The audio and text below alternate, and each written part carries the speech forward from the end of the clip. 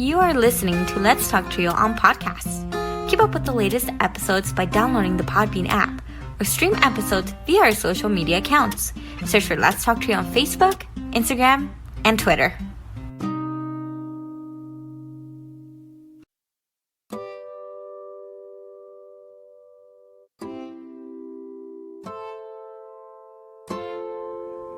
This podcast episode is brought to you by Longsdale Publishing. Is your program seeking ways to assess your students' college readiness? Does your program need a tool to document the effectiveness of your program? Longsdale Publishing is excited to offer the Strategic Learning Assessment, a 20-minute online assessment that provides recommendations and strategies to improve academic performance across 11 learning areas: communication, critical thinking, effective learning strategies, focus and concentration, growth mindset, persistence, seeking help, sense of belonging, stress management, test preparation, and time management. For as little as $3 per student, the Strategic Learning Assessment identifies strengths and areas for growth, along with tailored recommendations for each learning area. Want a complimentary sample account for yourself and 5 students? Contact Longsdale Publishing at 727-389-8026. Again, that number is 727-389-8026. Or visit our website for more information at www.longsdale.com. That website again is www.longsdale.com. Longsdale Publishing, your partner in student success.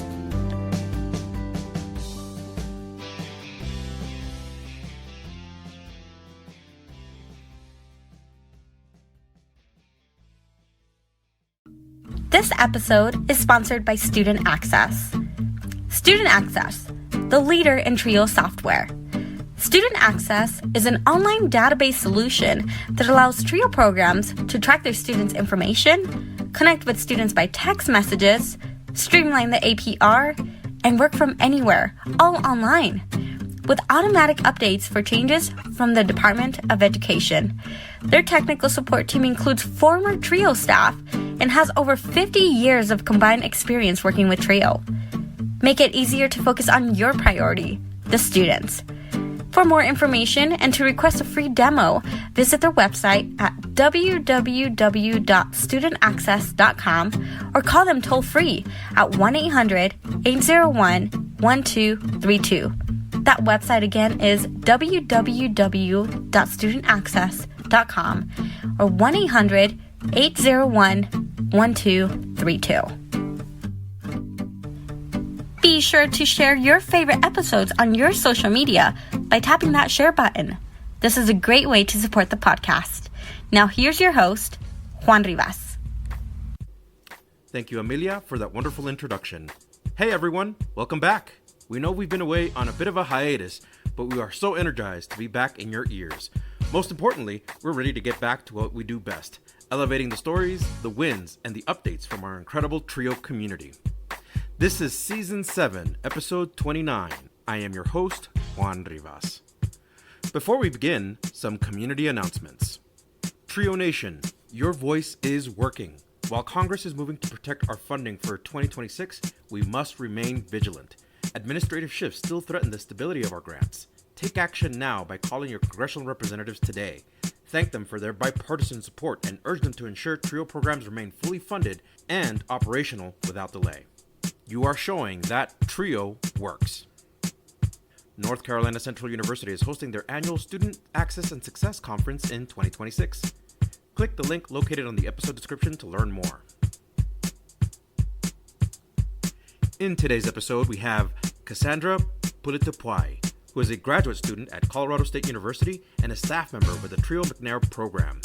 Cassandra is on the podcast to share her educational journey, being in a PhD program, and how she discovered TRIO McNair. coming up in just a bit. Cassandra Puletapuai.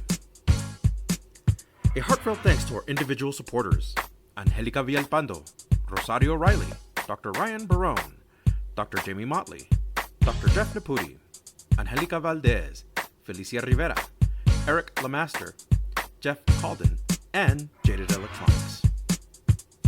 Thank you to our corporate sponsors: TRIOJoblist.com, Nosotros Education Center, Longsdale Publishing, Student Access, and TheTrioStore.com, powered by Proforma. Visit www.thetriostore.com, your source for TRIO graduation stoles. Thank you all so much for your continued support of this podcast. You too can be a sponsor of the podcast. Head on over to Patreon and search for Let's Talk Trio. Choose one of 4 patron levels. You can support this podcast for as little as $1 a month. If you own a business that serves the TRIO community and want to sponsor the podcast, we have different sponsorship packages available. Contact us for details. Become a supporter with a one-time donation to the podcast business PayPal account. Our business handle is @Let'sTalkTrio. Your support helps lift TRIO voices. If you would like to nominate a participant, staff, or alumni to be on the podcast, send us an email at letstalktrio@gmail.com. That email again is letstalktrio@gmail.com. Again, a great episode featuring Cassandra Puletapuai, graduate student at Colorado State University and staff member with the TRIO McNair program. Sit back, relax, and enjoy this episode. Hi, Trio Nation. My guest on the Let's Talk Trio podcast is a graduate of the University of Missouri, Kansas City, obtaining a degree in geological and earth sciences and geosciences. Also graduated from Pittsburgh State University with a master's in industrial technology technician, and is currently a doctoral candidate seeking an education, equity, and transformation at Colorado State University. She serves as a graduate support assistant for the McNair Scholars Program at CSU. When she is not busy assisting students with pursuing their degrees or studying and researching for her doctoral program, my guest enjoys dancing, which includes modern, hula, and specializes in tap. Welcome to the podcast, Cassandra Puletapuai. Cassandra, welcome. Thank you so much, Juan. I'm happy to be here and be with your wonderful listeners. It is such a wonderful opportunity to share my story. So happy New Year also, by the way. We are now in 2026. It has passed by so quickly. Happy 2026 to you as well. Happy New Year. How are you doing? I am doing fantastic, still on break. And so I am enjoying all of these little bits. For example, like watching, as a grad student, you're very, very busy. So I am enjoying reading non-research things and books, watching a movie from start to finish without my laptop in front of me. That's important. It is. And so I have learned, I guess the theme would be the simple joys in life. Wow. I so appreciate that. That's wonderful. So we are about to start the spring semester here at CSU. What are you looking forward to most this semester? Well, I will say my doctoral journey is wrapping up. I will be graduating with my PhD, which I'm so excited. Yes, insert fireworks emojis here. And so that is what I'm looking forward and to begin my postdoc, which I do a lot in STEM education, creative sciences, indigenous knowledges. So I'm looking forward to doing a lot more interdisciplinary work with the community. Well, congratulations. I know that doctoral path is very difficult and very challenging. I'm so happy that you are going through it and that you're at the finish line, basically. Yes, it is. It's been to highlight what you said, it's a journey, right? It is definitely a journey. It's something that you have to pace yourself, and it takes a lot of progress. And I'm very glad to be here at the end for that one huge moment that I have been dreaming of for a long time. So thank you. You're very welcome. And thank you for sharing that journey with us and talking about it here. Can you tell me a little bit about your hobbies? At the very top of the podcast, we said that you like to dance. Tell me a little bit about that. How did you get introduced to it? Sure. I have been dancing as a kid nonstop. Oh, wow. It reminds me of my parents like dancing in the back of the car where they're looking at me like, put your seatbelt on. I'm like, okay, I just hear my favorite song. But I've always loved dance since I was a child. But it was really interesting because I stopped dancing because I got more into sciences and I was like, okay, I have to put this away. And then when I actually started my doctoral journey in 2021, I got Hmm. back into it because I was looking, as you said, the doctoral journey is no joke, first generation. There was a lot of stressors on there, and I wanted to have a really amazing, healthy, and creative outlet. And so I came across dance.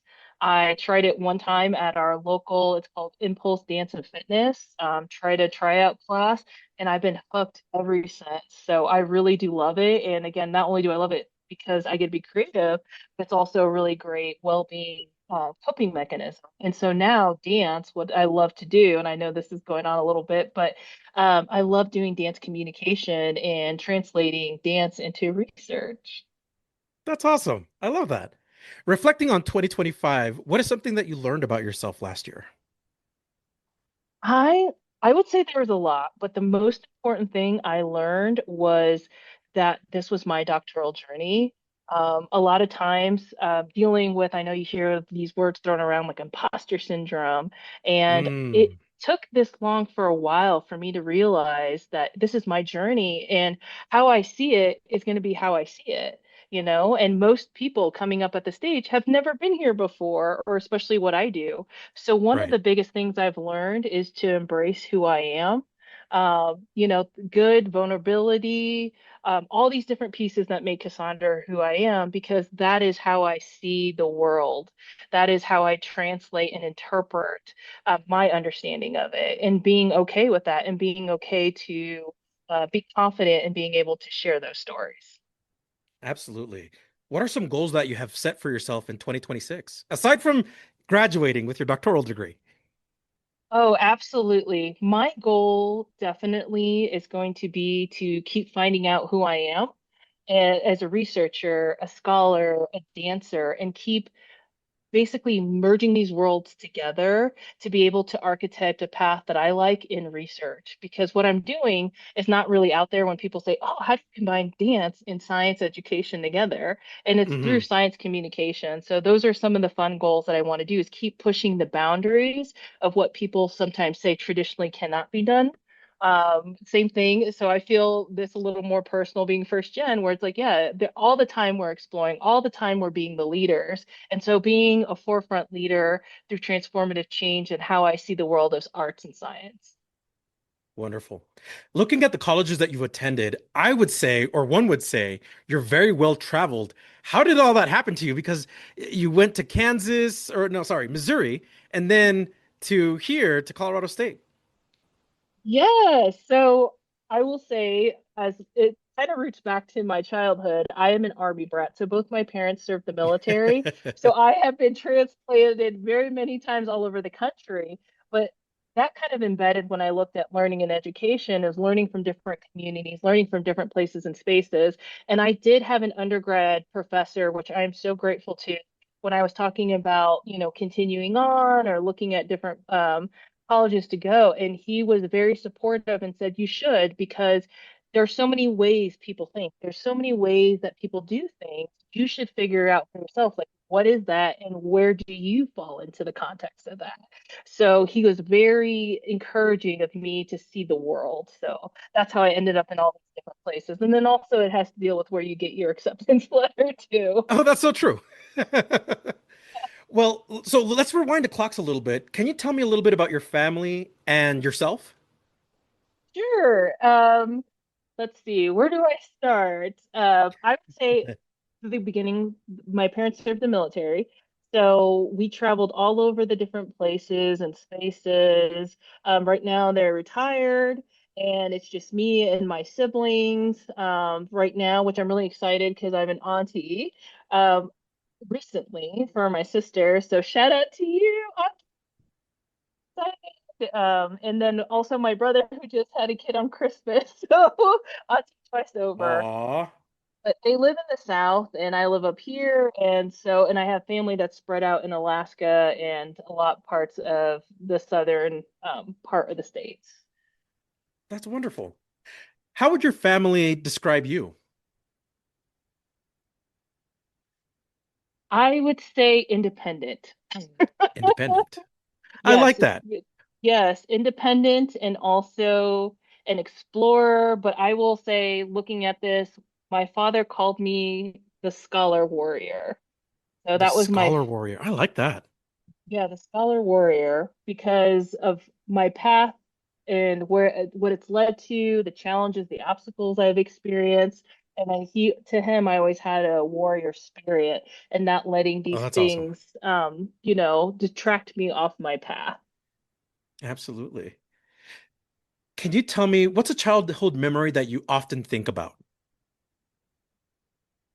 One of two. There's actually two. The first Go for it. one was the one that interested me in going into sciences, which was seeing Jurassic Park. I remember seeing that on the movie Ooh. theaters and Uh-huh. seeing dinosaurs, being interested, wanting to learn more, and learning about what paleontologists and what they do. Oh, So that was my nice. early science, like my early science memory, I think. And then my second one, I really do hold on to this. I remember I was in second grade and they had AB honor roll or A honor roll, and I remember the Hmm. elementary teacher would put the stars and the names of the students on the wall. And I remember I was just sitting in the class, and he looked at me, and he was like, "Cassandra, do you know where you are on the wall?" And I was like, "No." And he points up. And I was the only gold star, the only person at the time that was on A honor roll. The rest of my classmates were on AB honor roll. And I really love Oh. that memory because it reminded me the way it looked, where I was the gold star and all these other AB honor roll stars were behind me, but just in the sense of being a leader. But I love thinking about this memory because, like I said, when that imposter syndrome comes in or when you doubt yourself, I always hold on to that to say, you need to reflect back to those childhood memories of you just being you and just leading Hmm. this path that you wanted to lead. So that's my almost like a mantra, right? Like memory that I love to conjure up. Absolutely. What do you remember most about your early education as you talk about it? Because it sounds like that particular memory really sticks out because it speaks to the warrior, academic warrior that you are. Yeah, it really does. And I hold on to a lot of those little memories, but like I said, those ones in there because how influential they were to me, and I didn't realize it at the time, but especially with like this interview and coming to the close of this doctoral journey and being literally the first person to like have all those three degrees, like the first to go to college, the first to get my undergrad, master's, and now this PhD. Um, it just reminded me of those early signs where it's like, see, you had it in you the whole time. You always had it. Ah, But, again, when sometimes you look in the mirror, you're just like, oh, I just so doubt myself. So that's what I appreciate about those early memories and how they shaped who I am. And thinking about my family calling me the scholar warrior, having the absolutely. honor to do that, having the honor to be the first to lead the pathway. Absolutely. As a kid, do you remember what you wanted to be? Oh, yes. I knew it's hilarious. I was going to be a doctor. So, Oh, yeah, yeah. I'm like, with dinosaurs and then being crushed to be like, oh, they really don't exist at this time. Like, I was like, oh, there's an island. They're so cool. Like, let me go dinosaurs. But then I realized I was like, no, I'm a few million years on that. Um, but I always knew at some point I really loved, and I don't know if you remember Dr. Floyd Medicine Woman. That I kind of fascinated vaguely me. remember that. Yeah, Yeah, and we're like Bill Nye the Science Guy. Those were really instrumental to me being like, I want to be at that level. I want to discover. I love learning. I want to see what's out there. I want to experiment. So it's interesting to think about that. And it's like, here I am about to graduate with my PhD. So what am I trying to say, y'all? Dreams come true. Dreams come true. put it out there, Cassandra. Put it out there. Yep. We'll be right back after a word from our sponsor. Are you seeking guidance to enhance your TRIO project's effectiveness and success? Look no further. Nosotros Education Center, NEC, is here to empower your TRIO project with expert consulting services. NEC's mission is to promote the effectiveness and impact of TRIO programs. Since 2003, NEC has specialized in providing professional development and in-service staff trainings, allowable cost services, for TRIO projects across the country. The team at NEC, with over 60 years of combined TRIO experience, offers customized workshops and seminars for project staff, compliance assessments, external evaluations, working on and submitting APRs, database customization and training, development of policies and procedures manuals, and project implementation or reorganization services. Additionally, NEC has secured over $774 million in federal funding with a 92% success rate through their live and on-demand proposal workshops, assistance with data collection and review, detailed technical reviews, and comprehensive proposal development services. Join the hundreds of colleges, agencies, and TRIO projects across the country who benefited from NEC's expertise. Nosotros Education Center, your partner in TRIO's project success. Visit their website at nosotrosedu.org. Again, that's nosotrosedu.org.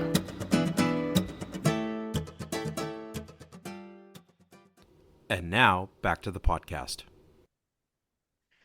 Did you have a favorite subject or topic at school? I would say I have always loved, it's interesting. So I've always had this interdisciplinary mind. I always loved history. I always loved art. I always loved science. Ooh. I just loved learning in particular, or like seeing different aspects where I was like, what happens if I combine this and that, and getting very like mad science about my homework on my top. You know? So those were so it was just all subjects. Awesome. If you don't mind me asking, I'm going to take a small tangent. What period of history? So I majored in history in college. What period of history did you enjoy studying the most? Ancient history, and I even took a Ancient. class of women in ancient history. So Wow. that was really fascinating because, and that also, I think about that in my undergrad, that is what led me to looking at the unsung heroes, the small stories that are in there that we don't hear about, and in particular with women in ancient history. Almost all the historical artifacts actually Hmm. made from women can fit on a small dining room table. Because a That's lot of awesome. times Yeah. in history, the perspective was given through men. So men were writing the history of women at that time. And there was really cool things I found out about women inventing beer, uh, Oh, cool. like creating the middle class with hair and nails, or should I say hair and makeup, ancient Egypt. So I studied ancient Egypt, Greece, and Rome, Wow. that period. Sweet. Did you or your family take steps in preparing you for high school? Like, did you take proactive steps to prepare for high school as you made that transition, or did family talk to you about what to expect in high school? Yeah, so I would say the transition was more adapting because, like I said, my both my parents moved all over the country. So, depending on the area and the geographic location, they were very much into figuring out what the community was like. So we were always brought around to like museums, or if there was some kind of public event or art markets, just to feel the local flavor of that area and preparing in that. Both my parents did go to high school. So they were very encouraging of telling me how important it was.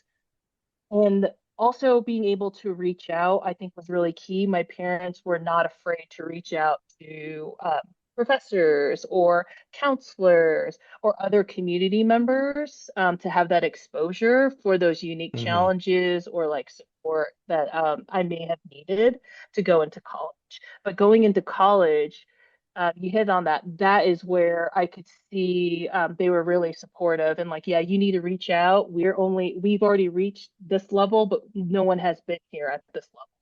You're Oh, going to need to wow. talk to these individuals.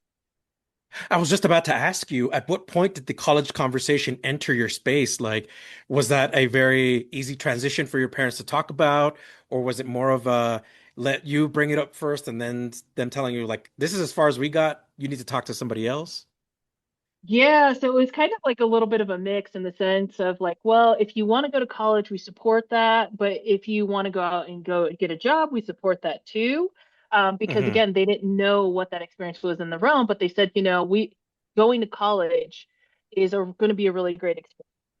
And they were very supportive of that and reaching to other people to be able to have those conversations and get that knowledge and process it through. And they too, like it became a deal of me teaching them about what that experience is, like doing an application process, or they need this kind of Right, information.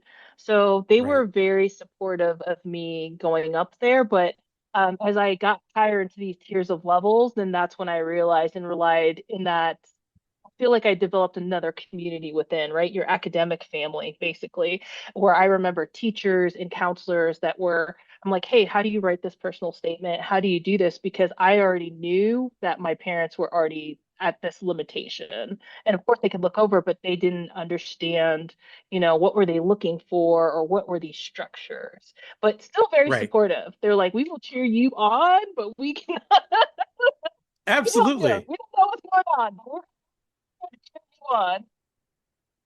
So who served as your guidance folk person, that person that provided that guidance to enter into college? It would be my advisors. I have leaned heavily on my advisors so much because they were literally, and I remember my master's advisor. I'm going to give this example where I remember coming up to her, and I can't believe I said this, but at the time, that just shows you the doubt because I was like, halfway through my master's, I was like, hey, I'm thinking about getting my PhD. I don't know. And then I asked her, I'm like, am I smart enough to do this? And she just looked at me and Hmm. was like, hey, are you a hard worker? And I said, well, yes. And she's like, yeah, then you can just PhD. That's what you need. And I was so appreciated for her for advocating. But I've had so many individuals, like it says, it takes a village that were It really truly cheering does. me on and mentors. And I want to add on there, not only advisors, but I had mentors, several mentors that had different gifts or expertise to help me get this accomplished. But I do remember that one advisor, and I'm so grateful. And even my one right now here at CSU that has been cheering me on, of course, you can do this. You have this ability. I'm curious, what colleges made your list when you began that process? It was several. I applied to everything, but here's what I will tell you, the colleges that made the list. It was the ones that aligned with my values and really understood the first generation experience and Hmm. individuals who understood that because I will tell you, it's all been literally state schools that I've applied to or smaller private colleges because I wanted to have that more intimate experience, but also have that support that was tailored more towards me. So I did Right. not apply to your bigger name brand schools because I knew I was going to get lost. And I already knew no, no, I'm not saying you shouldn't, but I was like, for me, I felt going more to a school that would be very personable and extremely supportive with all their resources and knowledgeable about first generation experiences. Before we move away from the high school questions, I want to ask about your high school experience and the Mhm. moment you graduated from high school. What was that like for you? Sure. So high school was really wonderful. I got to, because again, my both my parents were in the military. I attended three different schools within that time. So my last year I was in Illinois, and I really appreciated having again all that support from counselors that knew me really well, teachers that built those relationships and helping me navigate all those questions again that we just talked about, like how do you do this or how do I look for something like this? Right. And they were just really valuable about that. And me, I would say looking at young me, Hmm. having, being so open-minded and exploratory and asking for help.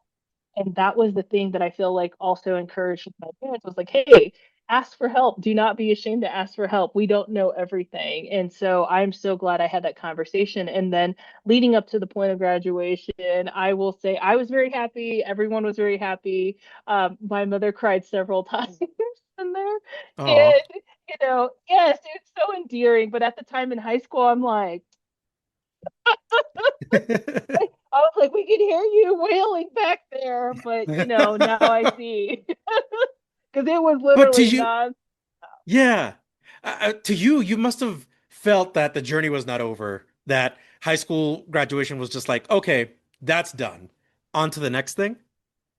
Exactly. Yes, I felt it inside of me. And it's something, again, that it feels like this little ember, right? It's this tiny Hmm. little voice that's talking to you. And that's your inner voice telling you, like, hey, there's something else you need to discover. There's something more with you. There are greater things that you want to accomplish out of this life, and you should get it.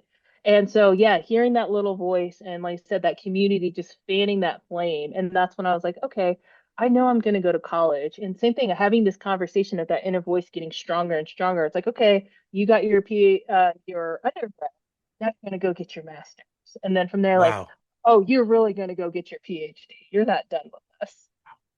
that's awesome. You decided to attend the University of Missouri in Kansas City. What contributed to your decision to attend this school? I would say I was looking for something different, but like I said, I graduated in high school in Illinois in the Quad Cities area. And I knew I wanted to kind of, what was important to me, right? Was still matching kind of that Midwestern feel, being more in the city. And so there was just things I just looked at of like compatibility. So I just had a list basically of the things that were really, really important to me that I were like non-negotiable. And then there are things where I'm like, okay, if they don't have this or something there, it's okay. I will live. So, but anyway, and then also the great barbecue. So Kansas City had a really great Ooh, feel, and yes, they are a barbecue town, and that is one of nice. my favorite staples. So of course I was like, yeah, this is gonna work out well. I love that you kind of transitioned with unknowingly or maybe knowingly or intentionally. This next question is talk about the moment you set foot to campus and what did you feel? What was some of your emotions that you went through? It was a mixed bag, but it was a lot of excitement. I didn't know what was going to be in store. And the first thing that happened, and I should have clarified, I had also gotten a scholarship too, Oh, transfer cool. scholarship, to go to Kansas City. Because I will say previously, I forgot to mention, I was at a community college just getting a couple classes here and there out of the way for that experience. And then that's when Kansas City offered me a scholarship to come in, and it was this event they were hosting for all their recipients. And I was like, okay, this is a great opportunity to see what it's like. So stepping up on the campus, it was surreal. I had butterflies in my stomach. At first, I was super, super nervous, but then when I stepped foot on there, I knew I was like, this is where I belong. This is what you are meant to do. This is your dream. If you don't believe it, like you are actually living your dream. And it's so magical. And I feel that way, by the way, stepping on campus every single time because it's like a little reminder where it's like, did I do that? Yes, you did. Yeah. Wow. So let's stay on this little point for a little bit. Talk about that experience in college. What do you remember most about your experience at the University of Missouri in Kansas City? I would say it was the relationships that I built, the Mm. individuals, uh, Hmm. with certain professors, but also my classmates. It was something where I wasn't the only one that was like first generation. There were international students there, other people, and having those like the thing I loved about was having a shared experience together. So we all came from different walks of life. And what I love together is that we were all bonded together by wanting a future, by wanting whatever it was. We were all chasing our dreams in that spot. And we also had our instructors and professors and advisors who were our guides that were helping us architect that way. So my fond thing in my experience, I will always remember building those really positive relationships, encouraging relationships in community, and sharing within all different types of experiences from like, going to go to out and do field work together, or we're going to go out to happy hour, or go out to go see a wonderful play production. So those are the great things Right. that I really look back and I'm so fond to see so many different people, again, from all different walks of life. We all have that same point coming together of that goal of wanting to live our dreams. Absolutely. Can you share with us your decision to major in geological and earth sciences? Like, what was that process like? Oh, yes. Oh, that was such a process. I cannot even tell you. I spent days on it of thinking about. Yeah? I had to, at the time where you had the courses out, and I printed out like the different fields, and I like remember Oh, for laying them sure. out on the table, Yeah. and it came down to what is it that I could see myself doing? And I realized at a Mm. very young point, I'm a very hands-on person. If you give me an office job where I have to look at a computer all day, it's not gonna last. Like I knew immediately there. So looking at the things that I liked, my talents, being outside. So it came down to geology and studying environmentalism. And what sold me on geology was the ability to be outside doing field work. And again, I was like, this is how I can get to being like Ellie Sadler from Jurassic Park and being a paleontologist and doing archaeology. So that was the other thing too, is I looked at the possible jobs and I realized geology was a job or a field connected to the Hmm. fields. Wow. So, at what point in your undergrad did you think maybe I should pursue a master's? Because, and correct me if I'm wrong, that's more school on top of that, right? It is. Oh, it's so is. I can't even tell you. That's what I was counting the other day when somebody's like, "You realize you've been in school in over a decade?" I was like, "Wow, Well, thanks when they say it for." like that. Yeah, so worth it, so worth it. Absolutely. It, what made me, and it was interesting. I'll tell you, my path was I actually took a little break and I wanted to get professional experience. So I went out and I worked in hydrogeology firms, engineering firms, had a great Hmm. thing to do, and that's when I was like working, and I was like, that little inner voice was talking to me that was like, you remember you love learning. Is this what you wanted to do? And like having those moments of self-reflection. And so I thought Hmm. about it for a Hmm. while, but it was great. I got professional experience, but I realized as I was going through that process that listening to that inner voice to tell me to say, "Hey, you want to come back to school. You know you did." And I'm so Yeah. glad I did. It was the right decision for me. And going through that. And the other thing I will say, thinking about a master's after going my undergrad, it was amazing to have reflection on that to say, "Hey, you know what? You were able to do that. You can definitely Hmm. do a master's. Like, Wow. go for it." So you graduated from the University of Missouri in Kansas City and then pursued a master's after a brief break in Mhm. Pittsburgh State University in Kansas. It sounds Mhm. like this move kept you super busy. Can you talk about that process? Because it sounds like you were just kind of like one school after another. That's what it feels like to me anyway. Oh, yes, it can definitely seem like that on there. The process, I will say with Pittsburgh, Kansas, it was really nice. I was able to do my master's online. So I was Oh, wow. able, Cool. yeah, because it's a tech degree. And so the cool thing was they had asynchronous, were very similar like now where we're meeting online, or some of the Hmm. classes, they were so high tech, like literally you would zoom in and be there live, but on Wow. screen. So Yeah. I was able to work and be able to go to school on that. But it was quite the journey. It was a little different because I realized when I got to my master's, I was like, in your undergrad, you're taking all these different classes. It's very like a broad brushstroke of knowledge. And then they were like, I was like, wait a minute, what's the thesis thing we have to do? Like, what are we doing? Oh, no, no kidding. Yeah, the Yeah. thesis, and suddenly you're doing more research, and yeah. Right. And that's when I had that experience again where I was like, oh my goodness, that imposter syndrome, she is Mm-hmm. creeping back up, all this self-doubt, anxiety wailing. And then I realized I was like, well, what did you do when you were in your undergrad? Oh, of course, you had really great community and you established that. And again, that's why I had a really amazing advisor who understood the unique challenges I had being there. And then also in these type fields, identify as part indigenous, so always the only one in those spaces. And So coming to her, and she was just very supportive on being able to provide the different resources for me or send other experts like, hey, I think you should talk to this individual. Let me introduce you. Let me help you network. And that is what really that's what gave me that support to go through that. That's awesome. So you pursued a master's in industrial technology and technician. Why this program? What about it spoke to you? I know it's interesting. Like from very young age, I always knew I loved STEM and I really liked technology too at the time. And I'm sure you can see there's a transition, right, of what's going Yeah. on.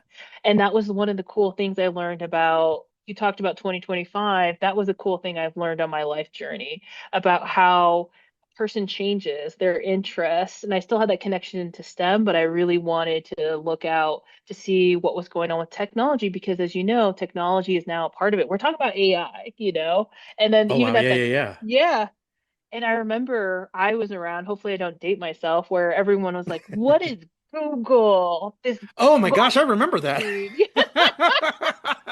Yes. And you talk to some of my aunties, they were like, do you know about dial-up, child? I was like, what? Phone call? Wait, a landline? Yeah. Um, So again, those were some of those interests that I had on there. And then it was completely online. And I really loved the way the class was still able to be inclusive, where I could still be virtually present within a classroom and wonderful teachers there. And then I will also say cost, like it was super affordable.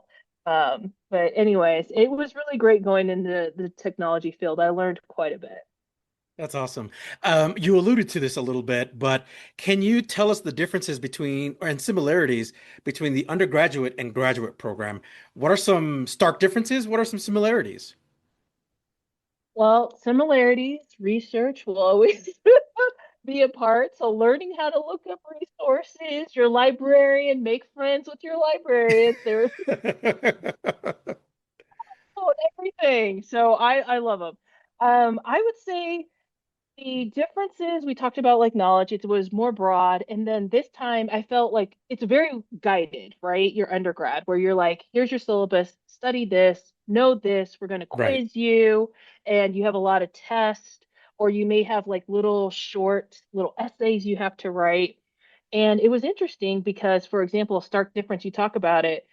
I used to like freak out all the time when a professor would be like, hey, here's a paper you have to write, 15 pages. And I'd be like, Mm. 15 pages? And now it's funny because in grad school, I'm like, 15 pages is not enough. Like I'm just going into the Mm. historical You're pieces like, of it. you're like, wait a minute, I wasn't given enough space or pages to explain myself.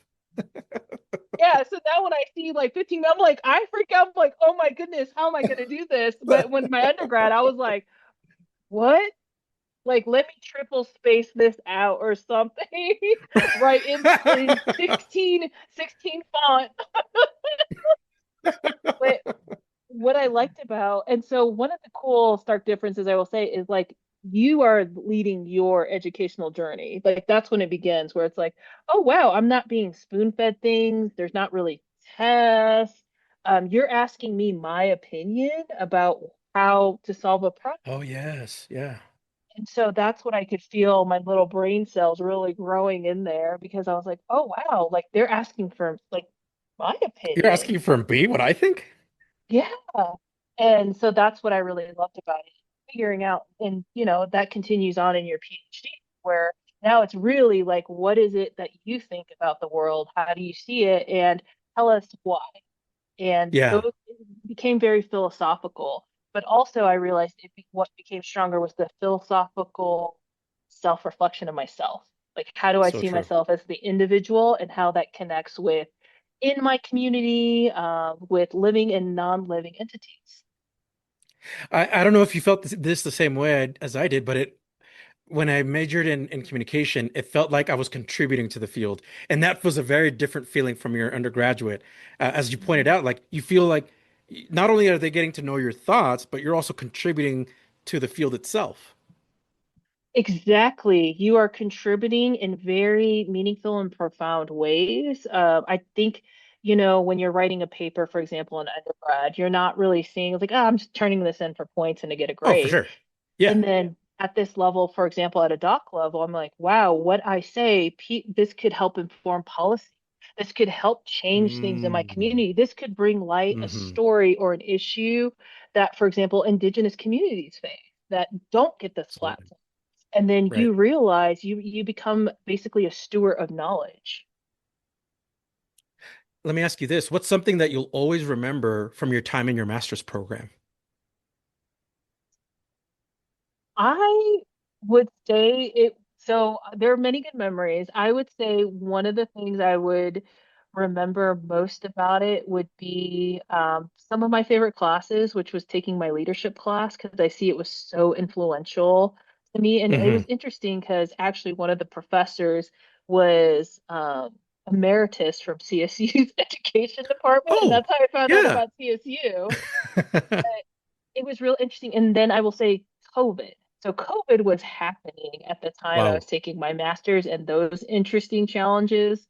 But yeah, I would say my leadership class and realizing how much impact that it had on me that I still reflect on today. And then also writing my master's thesis, I was so proud of that moment because I'd never written something like that at all.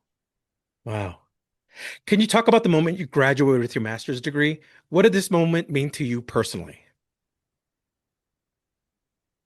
Hope, extraordinary. When I Wow. graduated with my master's at this level, I did not, like I said, you talked about the high school, which was great. And then undergrad, which was, wonderful. But it really struck me at my master's when I was looking around and seeing like, wow, this is not something everyone does. Or looking at the statistics and then even my Hmm. own community, like I said, indigenous populations, where there very few make it up here, realizing the responsibility I felt and obligation I owed to my community to make sure that I got to that next, to be able to open those spaces and open that passage to education and accessibility. And what also came to mind what I valued. And if Absolutely. I could do it, it really inspired me to like where I want to go now is teaching and why I'm a part of the McNair program as a GSA because and I'm sure you didn't catch, I was definitely qualified to be part of that program, but did not have that. And all these other factors and components helped me, but looking at programs like TRIO, seeing what it could have done, I was just like, wow, there was a lot of challenges that it could have met, and why I'm so passionate about working with individuals with TRIO, because That's we awesome. need more. I want more individuals to have that, seeing that. But I would say hope, and then definitely my values of what I want to do in the future. Absolutely. Now, we're going to talk about that path, your doctoral path, and your that transition to working with the TRIO McNair program. So first, you decided after a master's, more schooling is needed. You want to pursue a doctoral program. How did you arrive at I got to pursue a doctorate? Yeah, I would say it was based on having more of a language in the sense as you become more educated, you become issues or challenges. Not that I didn't know that thing to begin with, but I began seeing, this is the language or these are the steps and how to make these changes, like with policy. But in particular, I was very passionate about seeing like Indigenous students. I did not have any Indigenous students in my class or even in my master's, and then even seeing the rarity of that at the PhD level. It's and I realized if I were to do something, this is what I could do to use my talents, my gifts, and my abilities to be able to help and serve others, to be able to reach their dreams and their passions.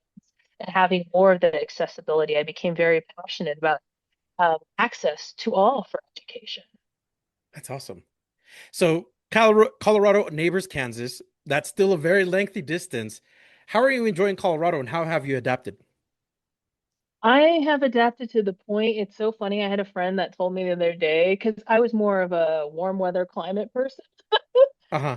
Show up Kansas City, like, oh yeah, humidity, that's fine. I can handle that. And love being the beach, but adapting to Colorado, it's like I really enjoy the snow. I enjoy all the cold and the Yeah, weather. yeah. I really love the mountains with Colorado, so that was really amazing. And I really love the community in Colorado. So yes, it's nearby. It wasn't too far away from some of the relationships in the communities that I built in Kansas City, which I do, go back and visit those individuals. Have several den mothers that have looked out for me there that I always say hello. A lot of aunties, thank you so much, elders, for getting me to this point. But in Colorado, I see the same reflection. It's different with, like I said, wonderful mountains, the snow, the access, but I really do enjoy the community here. It is so loving and caring and supportive. And especially being in Fort Collins, I just adore it so much. And I was very happy because you talked about colleges, and I was thinking about all the different colleges within Colorado, but I'm so happy I settled at CSU. That's wonderful. And I'm going to put myself on blast here, Cassandra, because had I realized that you were local, I would have scheduled us for a local interview, like a one-on-one in person. My brain immediately went to like, this student must be offline or must be somewhere very far. So I'll do a Off Zoom the meeting. grid, Rocky Mountains. But I appreciate your flexibility. Thank you. Oh, no problem at all. You are so fine. It is so good. But yeah, I just love it because I get to see your tree. Let's talk trio backdrop, which I just adore so much. Thank you. So I I appreciate that. appreciate it. Yeah, it's a really caring community, and that's what I will say. Like being at this level, it really allows me to see just how wonderful the people here in Colorado are. Very neighborly, very kind, very generous. So I find myself Absolutely. very, very lucky to be. So you also work for the TRIO McNair Scholars Program here at CSU. Can you talk about your position and what does it do? Absolutely. So I probably serve as the graduate support assistant, and what that fancy speak means is that I help individuals find that pathway. So as you talked about earlier about struggling or not having the McNair program, I realized how fortunate I was that individuals stepped in, right? A lot of individuals, community members within the academic community outside of that to help me be able to get here because it was a village. Well, with a program like McNair, it's wonderful because it's like I think of it like a one-stop shop, right? Where we are Hmm. able to facilitate, especially with all our relationships, whether it's resources, knowledge on how to go through the graduate application process, or if you're having those doubts, or even community, establishing community with other first gens within CSU. There's a lot of professors and leaders that are also first gen. So that's always my favorite is when we have events that I help host and construct with others in there. So our students can see, wow, this is possible, and seeing the leadership and relating. And I will tell you, that's what was really amazing is having others relate to those certain challenges or situations you may be facing. But we do everything from mentoring to helping with tutoring. We do it all. That's wonderful. What have you learned about the TRIO McNair program and the other TRIO programs? I will say that we are all, what I'm inspired with is that we're all with the same goal to offer access to individuals who are not that haven't been traditionally seen as college students. And again, as me being one of them, it's amazing to see that we all have a common through line of a lot of caring individuals, people who are passionate, people who understand those challenges. Seeing with CSU, we all have our unique things, right? Like our branding and our logos, but our structures are all very similar on being able to help students make that pathway, make that journey to graduates. And I will say what I do like is how we're all collectively seeing each other, even though we're in separate chapters, but we're now beginning to start to work with each other to collaborate together. What works, what doesn't work, what are cool ideas that your students really enjoy that we may be able to try, or if there are other challenges that are going on with legislation on Capitol Hill, what can we do to help protect programs like TRIO? So Oh, even though absolutely. yeah, and with McNair, even though we may have McNair, we do have other programs within, but we all have same through line of being able to offer that access to. What are your career goals? Yay! My career, I don't know if you can tell, I really want to go into academia. So I would love to teach. I would love to do research and continue that process on unearthing stories that we don't see in mainstream research. A Hmm. lot of my passions I told you about was like Indigenous research and Indigenous science and bringing to the forefront the ways in which that's done or how we do it. And in what ways can we help change policy, right, to increase that accessibility and keep building on um, to what we have already done, to those behind us. And I will say, like, I know I did not acknowledge, but I do want to take this moment to acknowledge all those who have worked in TRIO because this program has been going on a long time. And to see what we're at today, and it just keeps going with every single rotation of generations that we keep adding and improving and making it this wonderful, beautiful thing that it is today. Absolutely. As we reflect on your educational journey, can you share what are some highlights and or challenges you've experienced? I will say the challenges, I'll start with that so we can appreciate the good points. The challenges I experienced, again, being the only person to do this and seeing how I see the world. As we talked before, not Hmm. being comfortable and being able to share how I saw the world or being like, okay, I have to be this person, right? Because a scientist acts, thinks, uh, speaks a certain way and realizing Sure. that that is not me. And that should Mm. be the definition of a scientist. So those were the challenges of really trying to figure out who I was going to be, how I presented myself as a scientist, and what does that include? Because I like a lot of it's called STEAM education, where it's the traditional STEM, but you integrate the arts.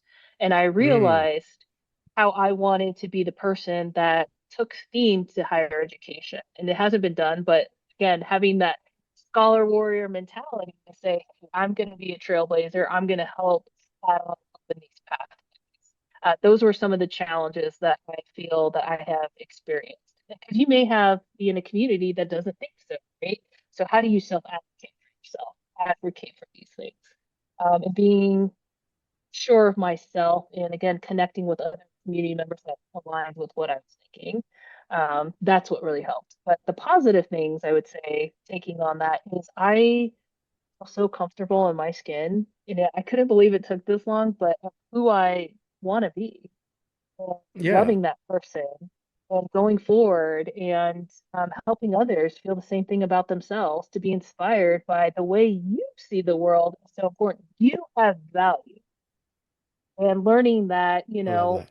yeah, you have value. You have something to contribute to your community, to your self growth, to the CSU, to Colorado, to the world. You have a story, you have a voice, and it is so important. Share it with. My follow-up question to you now is, in your doctoral journey, what can you share with students thinking about pursuing this path? Yes. I will say don't do the things I did. No, I'm kidding. I would Which say, is? yeah, don't be afraid to ask for help. I asked for help, but yeah, reaching out, asking for help. Don't, and I guess surrounding yourself with mentors. That is what really helped me was when I was feeling those moments of self-doubt. When I thought at one point in time, and I will tell you, it wasn't easy because some of these challenges, it made me feel like I should quit. I should give up. I don't know what I was thinking. And establishing those relationships was really great because those people were the ones that were like, hey, let me remind you of your goals, or hey, why are you feeling this? Let's help work this challenge together. And I realize now how asking for help was so invaluable, but also surrounding myself with positive individuals that were building me up and not so. Absolutely. Now that you've been in the world of Trio, what advice do you have for Trio professionals or folks who are in similar positions that of yours? What advice would you have for those involved administratively in the Trio world? I would say to be open. Be open, because I know a lot of times we all have goals that can vary and values can vary, but I think it's important that we have more conversation and dialogue with, especially on the admin side, with students, with what's going on, but also see it as a co-learning journey. Because I think sometimes I know myself as an educator, and I'll speak on this, or even serving as a GSA, I know we can get very technical and be like, okay, the steps to success is, and I will roll this out in step one, step two, step three. Mm, Well, guess what? It never yeah. goes out that way. And being open to others in that space to say, hey, you know what? I look as you as my co-learning partner. And even though I may be in this position of authority, I still want to hear your thoughts because you're part of this, right? You're part of this community, and this is who it's going to serve. So being open to that and co-creating so we can build a path forward. So I think that's really important in any space, whether you're a student or at the professional, but keeping that open mind to co-learning, because you'd be surprised things you can accomplish, how genuine it is when you're like, yeah, we tried something new, or yeah, we, overcame that challenge, never thought about it, because we open that space to ask for those different voices and opinions, especially from students. I think is so valuable that are going through it, that we really listen to those stories. Absolutely. Speaking of students, what advice do you have for TRIO participants in the program, whether they're in McNair or in another TRIO program? To always follow your North Star wherever it takes you, because so often we look at it and we say, nope. For example, I told you, a scientist doesn't think about dance communication. A scientist doesn't put on a dress. And I realized again that was someone else's path. And of course, that for me led to misery and realizing, you know what, I need to realign with who Cassandra is, what Cassandra wants, what she dreams about. And that was following my North Star. And I cannot tell you how many different opportunities, how many different wonderful things, how many people I've met by just going through and again, listening to that inner voice to be like, hey, this is what you want. It's okay, and really rooting down into that. So I will say, follow your North Star. I love that. That's great advice. What is something that you're currently reading, watching, or listening to? Oh, I will say one of the really cool things I just watched. I really love Willy Wonka. Oh, awesome. The 1970s version on Candy. So I have watched that so many times. It's one of my favorite things to do. And I will say, reading one, it's really great. I'm just reading a bunch of poetry that I find, like cultural poems. I love Um, that. Yeah. yeah, I love poetry. So any kind of poem, I'm reading it. That's awesome. What is one word you would use to describe yourself? My word for 2026, hopeful. Hopeful. I love that. That's a great word. Cassandra Puletapuai, thank you so much for being on this podcast, for being our guest, for sharing your story, and for all the things that you do for the TRIO McNair program. Yes, thank you so much, Juan, for having me today. And thank you so much to all your listeners for listening in ways in your community and all that you do in supporting others, find their North Star, and live their dreams, because it is so important. All deserve to dream, and a future in particular with endless possibilities. So, and I'll leave you with one phrase: let's talk TRIO. Fantastic. Before we sign off, before we end this episode, first, I want to wish you all the best as you complete your doctoral journey. So we do have a tradition on the Let's Talk TRIO podcast where we have the guests sign off. This is your chance to sign off and say who you are, what degrees you've got, or even share a very valuable quote that you hold near and dear to your heart. I'll give you 3, 2, 1, and take it away. I will share. I am the hope of dreams. That's beautiful. Thank you And so I'll much. sign off with Let's Talk TRIO. Yes. Let's Perfect. Talk TRIO. Are you a participant, alum, or staff of a TRIO program? Do you want your program highlighted? You or your program could be featured in an upcoming episode of Let's Talk Trio. Get a hold of us by going to our Facebook page or Instagram and send us a direct message. Search for Let's Talk Trio. We want to get your story to the public.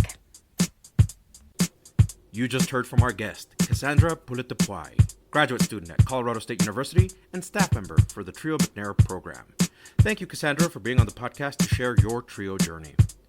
Remember, if you would like to be on the Let's Talk Trio podcast or know a staff, advocate, participant, or alumni, send us an email at letstalktrio@gmail.com.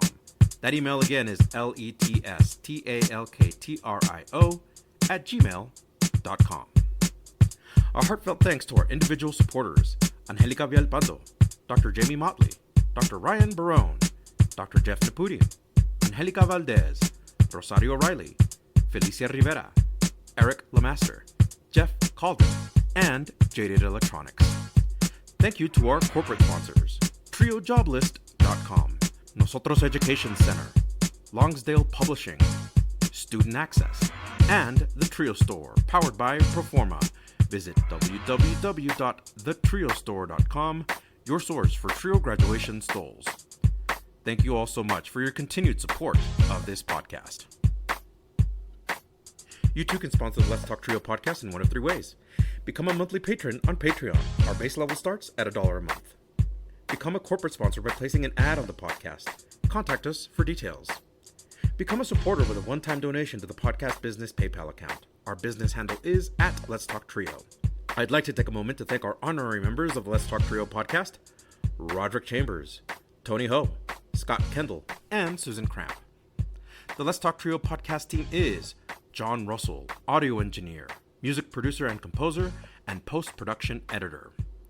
Amelia Castañeda, script supervisor, marketing manager, social media manager, and producer. Juan Rivas, executive producer and host. Be sure to follow the Let's Talk Trio podcast on Facebook, Instagram, and YouTube. This episode was recorded Monday, January 12th, 2026. Thank you so much for listening, and we will catch you on the next episode.